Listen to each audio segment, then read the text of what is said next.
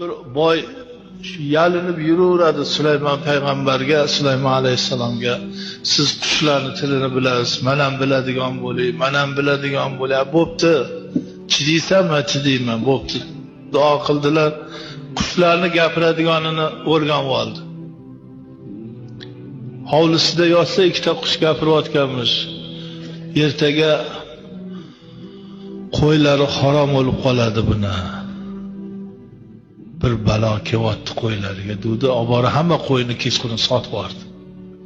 Ha, o'rganib olganim yaxshi bo'ldi. Bir ikki kundan ketdi.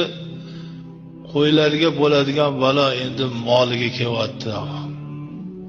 Sigir otlariga. Ular o'lib ketsa nima bo'ladi deb ularni ham borib sotib yubordi. Xursand yotuvdi. 3-4 kundan keyin hali qush aytdi, moliga qo'ylariga kelgan baloni bu ustalik qildi-yu, endi ertaga o'zi o'ladi, balo o'ziga keladi. Deganda shuni eshitib yuragi yorilib bo'ldi.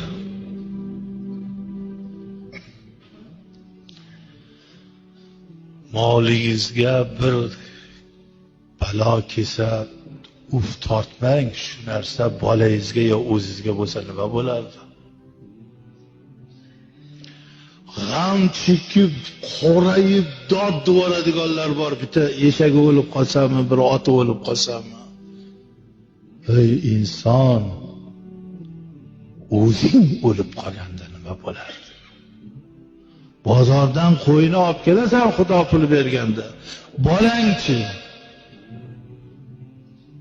Hech tushunolmayman, bir xillar shu bir-biri bilan arzimagan narsalarda dushmanlashib, bir-birini dilini siyoh qilib, bir-biriga ketidan toshlarni otib,